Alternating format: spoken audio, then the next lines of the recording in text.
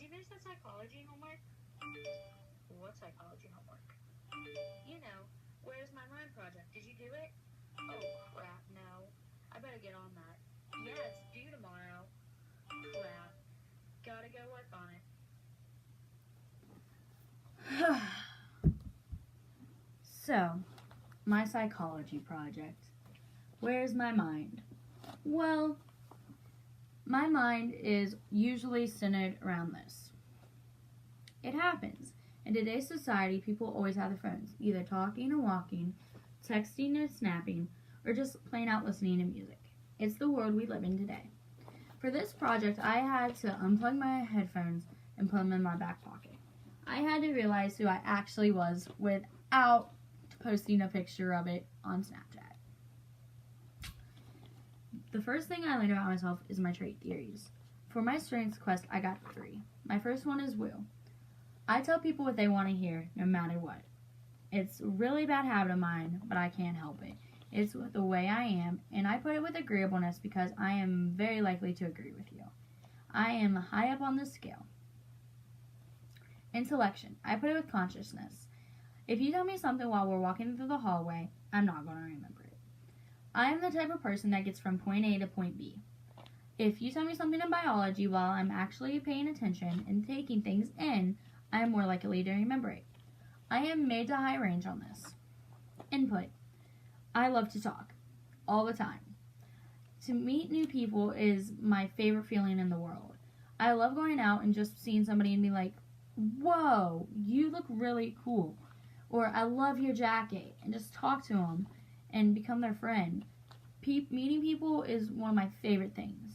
I put this with openness to experience because new things excite me. Like, whoa, somebody's from a different country. I want to meet them. Somebody moved here from New York. I love them. Somebody just came from homeschool to public school. I want to meet them and talk to them. I moved on to my psychoanalytic theories now. For my defense mechanism, my first one at least, I chose denial. For denial, it is not accepting the reality. I have had one instance of denial my entire life that I am aware of.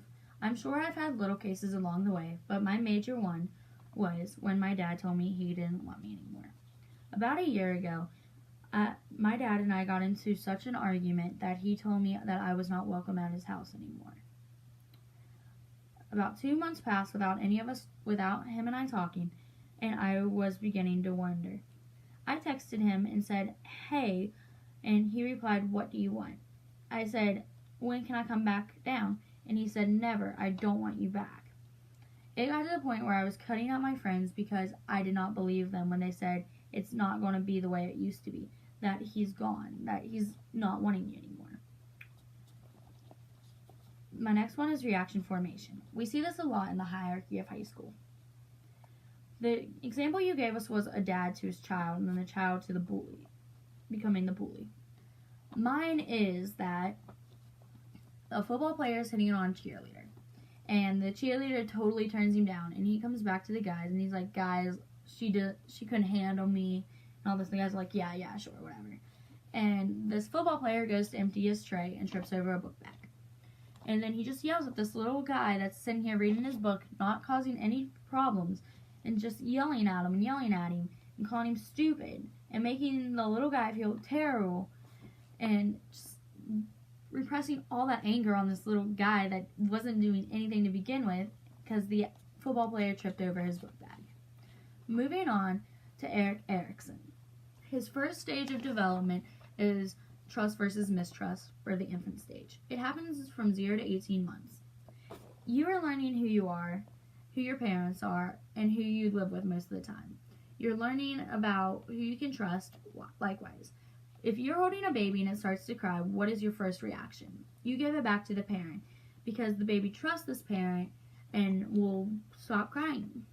The next one is anonymity versus shame and doubt, which is 18 to 3 months old. 3 years old. For this, it is when you're a toddler. You are very terrible as a toddler. You're evil and just plain out trying to cause as much mischief as you can. You see something and you want it, and you'll go try and get it. Initiative versus guilt, which is 3 to 5 years old. You add planning now. If you see a lollipop in a store and you want it, you're thinking, how can I get this without mommy and daddy knowing? And usually ends up with daddy or mommy getting you and taking you out to the car and getting hit by a boat. Not really, right? Industry versus inferiority, 5 to 13 years old, grade schooler. You're learning about the skills that you will need. At this age, everybody loves school. Think about it. 1st grade to 8th grade, we all wanted to be there. We got to come and learn things. And learning is the biggest thing. Identity versus role crisis. So, yeah, this is the stage I'm at, so I'm going to take a minute to really explain it. For role confusion, I don't know who I am. I don't. I know I'm a girl. I know that I am the person I want to be, but I don't know what that person is going to be in the future. I don't know who I can trust at this point in my life. I really don't even know who my real friends are. You have friends, and then you have best friends, and then you have acquaintances. I know people in this class that I've known my entire life. Take the girls I sit with. I love them to death, but we still fight all the time. But at the same time, take the people I sit behind. They are amazing people, and I've really became friends with them this year alone. Or the people that sit on the other side of the room from me. They're older than me, and I really don't know them that well, but I still want to be their friend. I put them as my acquaintances, my best friends as the girls I sit with, and my friends as the ones in front of me. I know that I could call my friends and best friends any time in the night, but I know only my best friends will be there for me. For my learning theory, I took it as monkey see, monkey do. I take my niece as an example. Her name is Elena, and she is about to turn 3. She loves me. Like, not to sound bad or anything, but I love makeup, and she is developing a sense of love for it as well. She'll come to my house and be like, "Where's makeup, Aunt Gracie?" And I'm like, "It's in my room." So she comes running in my room, and I actually have to hide my makeup so she doesn't get into it. Anything that I do, she wants to do. If I stand with my hand on my hip, she'll stand with her hand on her hip. That's just the way we are. She's a mini me.